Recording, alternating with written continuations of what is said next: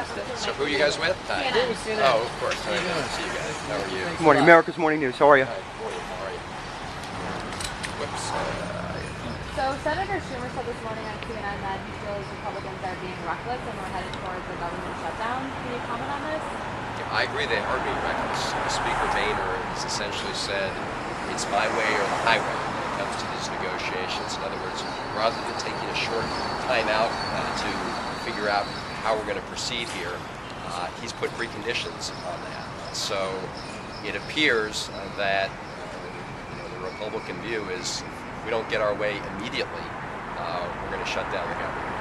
And what are the benefits of keeping spending at 2010 levels? Well, the Bipartisan Fiscal Commission indicated that deep immediate cuts would actually hurt the economy. I mean, the economy remains very fragile.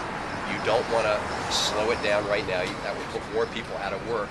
So yes, we should come up with a plan right now for significant cuts going forward. That's what the president's done in his budget. He has $400 billion in cuts to domestic discretionary spending. So do it in a responsible way, not in a reckless way that will put people's jobs at risk.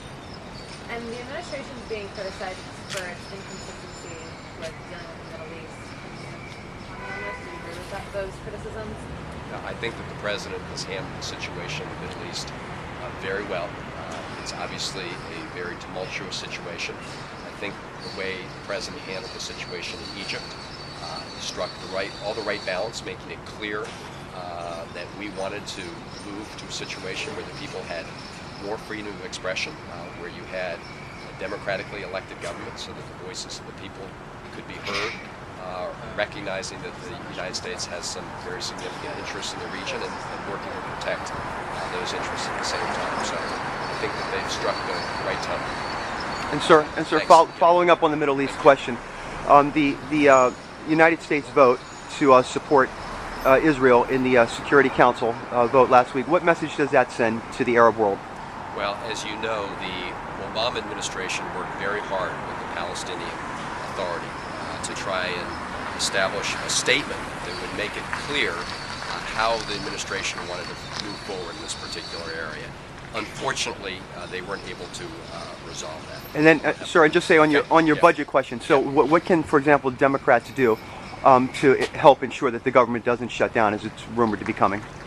Well, this is really being driven right now by the Republicans in the House who have put all these preconditions and ultimatums on just sitting down to discuss these issues. We've made it clear that we want to work immediately to reduce the deficit, and that will include spending cuts. What we've put on the table, which is already in effect, is already a cut from the budget the president proposed. It represents about a $41 billion cut below what the president proposed.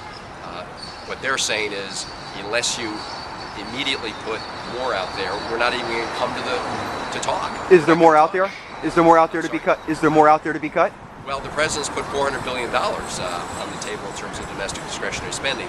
So it's a question of whether you do this responsibly or recklessly. And clearly, doing too much all at once hurts the economy and hurts jobs. I mean, that's counterproductive. If you want to get the deficit under control, the last thing you want to do is weaken the economy. Thank you, sir. Thank you. Thank you. Thank you.